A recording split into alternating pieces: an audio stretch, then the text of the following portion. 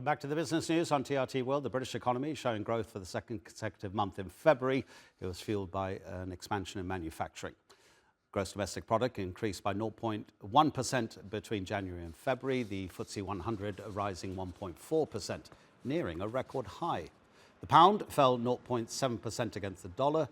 The consecutive monthly growth in January and February suggesting a likely overall expansion in the first quarter, maybe marking the end of the country's recession. Also in London is the director of the UK's Trade Policy Project, David Hennig. David, I have to say I follow you on Twitter, so I'm really glad finally to talk to you in person.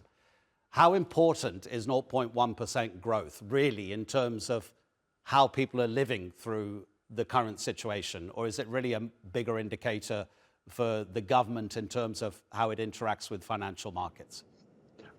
Well, I think that it does mark the end of the recession, and I think that is important. It's the hope of improvement in the future. I don't think people are necessarily feeling it just yet because it is only a 0.1% growth.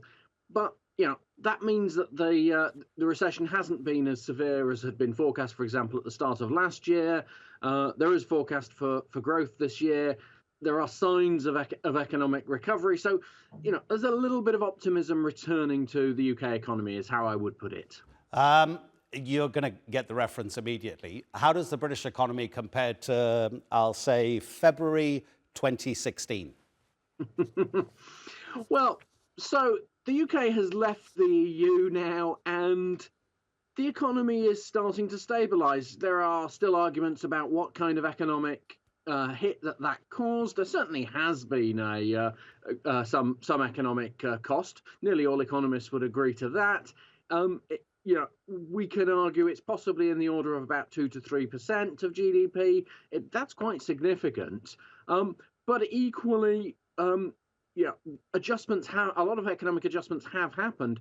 And as I say, there is a certain amount of optimism. There will probably be a new government later on in the year. There's a certain amount of optimism that the UK economy could grow from here, but still some drag from the trade barriers that are now in place with the EU and other countries. When you look at it from the other side of the channel, how has Brexit affected the UK's previously most important trading partners in the EU?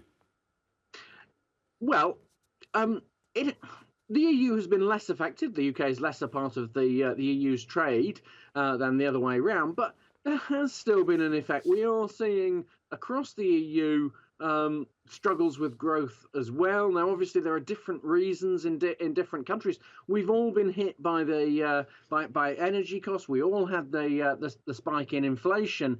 So, if you like, and what I've been looking at today is that the EU is about to have a competitiveness report this week, but actually the EU and the UK both face the same sorts of problems. How do we generate growth? We're both struggling in that way, and I think that there will be more conversations in the months and years to come about how the EU, the UK, and in fact other countries in the neighbourhood work together to try to increase all of our growth. We all need that quite badly.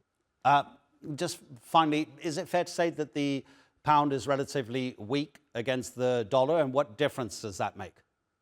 Yes, the pound has remained relatively weakened indeed since 2016. So there was a one-off adjustment then of which we've not really recovered. And I think that that's a sign that international investors continue to be pretty cautious about the state of the UK economy. I think the pound is one of our better indicators of that. International investors are cautious, but not completely pessimistic. The pound has been lower than this. We're in a fairly steady space economically, but we really need that boost of growth. David Hennig, thank you very much indeed, sir.